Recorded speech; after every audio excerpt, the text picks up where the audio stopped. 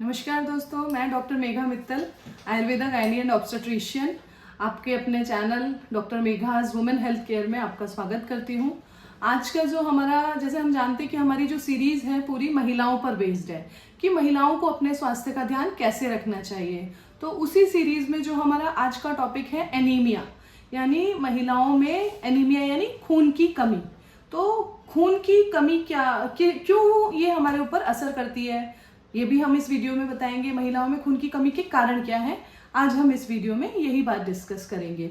तो खून की कमी का मतलब होता है हमारे शरीर में हीमोग्लोबिन की कमी। हीमोग्लोबिन अगर, जैसा कि सभी को आजकल जो महिलाएं हैं हमेशा थकी थकी रहती हैं, किसी काम को करने में मन नहीं लगता है, अचानक सिर दर्द होने लगता है, कभी कभी सांस लेने में भी दिक्कत आने लगती है, ऐसा लगता है कि बस कुछ नहीं करें और सोते रहें। तो ये जो हमारे सारे कॉमन सिम्टम्स हैं ये एनीमिया के हैं, खून की कमी के, जिसमें कि हीमोग्लोबिन कम होता है। हीमोग्लोबिन हमारे शरीर में क्या करता है कि जो भी हमारे फेफड़े सांस लेते हैं जिससे कि ऑक्सीजन अंदर जाती है, और ये हीमोग्लोबिन उस ऑक्सीजन को अपने आप में बाइंड करके और फिर उसको पूरी बॉडी के अलग अलग ऑर्गन्स तक, अलग अलग सिस्टम्स तक पहुंचाता है। तो जब हमारी बॉडी के ऑर्गन्स के या सिस्टम्स में जो सेल्स होती हैं उनको ऑक्सीजन मिलती है तभी वो वर्क करती है, मतलब ऑक्सीजन उनके लिए प्राण है। जैसे हम कहते हैं ना कि ऑक्सीजन हमारे शरीर का प्राण है, तो वो प्राण किस लिए है, क्योंकि ये ऑक्सीजन ही हमारी शरीर की कोशिकाओं को जो है ताकत देती है। तो इस वजह से हीमोग्लोबिन बहुत इंपॉर्टेंट है। अब इस हीमोग्लोबिन में अब हमारे शरीर में जो खून की कमी का कारण क्या रहता है, पहले हम ये बताना चाहेंगे कि खून की कमी हमारे शरीर में 3 लेवल पर हो सकती है, माइल्ड, मॉडरेट और सीवियर। माइल्ड यानी कि एनीमिया यानी थोड़ी बहुत खून की कमी है, जिससे कि हम खाना पीना अपना जो है उसमें बदलाव करके इम्प्रूव कर सकते हैं। दूसरा, इसमें जैसे HB, अगर हीमोग्लोबिन हमारा 10 या 10 के आसपास है तो हम इसे माइल्ड एनीमिया कहते हैं। उसके बाद हमारा जो है आता है मॉडरेट एनीमिया। मॉडरेट यानी कि जब हमारा जो हीमोग्लोबिन है वो 8 to 10 के बीच में है, तब हम इसे मॉडरेट एनीमिया कहेंगे। और इस केस में भी हम अपनी डाइट पर स्पेसिफिक ध्यान देकर कि हमें पर्टिकुलर खून बढ़ाने वाली जो डाइट लेनी है उसके आधार पर हम इसे बढ़ा सकते हैं। तीसरी हमारी कैटेगरी होती है सीवियर एनीमिया। सीवियर यानी जब हमारा हीमोग्लोबिन 7 या उससे कम हो जाता है तो हम इसे सीवियर एनीमिया कहते हैं। और इस लेवल पे हम अपने हीमोग्लोबिन को जो है केवल डाइट से इम्प्रूव नहीं कर सकते, फिर हमें उसके लिए अलग माध्यमों का यूज करना पड़ता है। खैर, हम इन बातों पर नहीं डिस्कस करेंगे, लेकिन हम बात करेंगे माइल्ड और मॉडरेट एनीमिया की, जिसे कि हम अपने डाइट से इम्प्रूव कर सकते हैं। तो आज के वीडियो में मैं ये बताऊंगी कि कारण क्या है एनीमिया का। ठीक है, हीमोग्लोबिन तो हम कैसे कहें कि हाँ ये किन कारणों से कम हो रहा है, हमने क्या कमी कर दी। तो सबसे पहली बात है कि जनरल जो हमारे यहाँ एनीमिया है वो होता है आयरन डेफिशिएंसी एनीमिया। हमारी बॉडी में अगर हम किसी तरह से आयरन की कमी हो जाए तो ये जो है आयरन डेफिशिएंसी एनीमिया डेवलप होता है। आयरन का क्या काम होता है, आयरन जो है हमारी बॉडी में हीमोग्लोबिन बनाने का काम करता है। तो जब अगर आयरन कम होगा, हीमोग्लोबिन कम होगा, तो फिर वही ऑक्सीजन भी कम पहुंचेगी, जिससे कि हमें एनीमिया के लक्षण दिखने लगेंगे।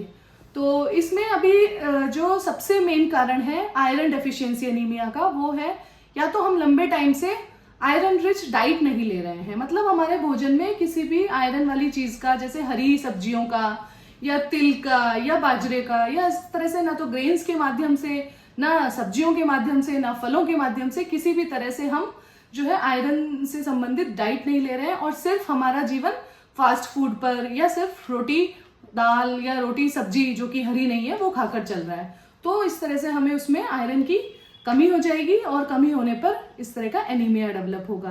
दूसरी चीज, दूसरा कारण क्या हो सकता है कि अगर हमारी बॉडी से लगातार ब्लीडिंग होती रहे, यानी खून बहता रहे।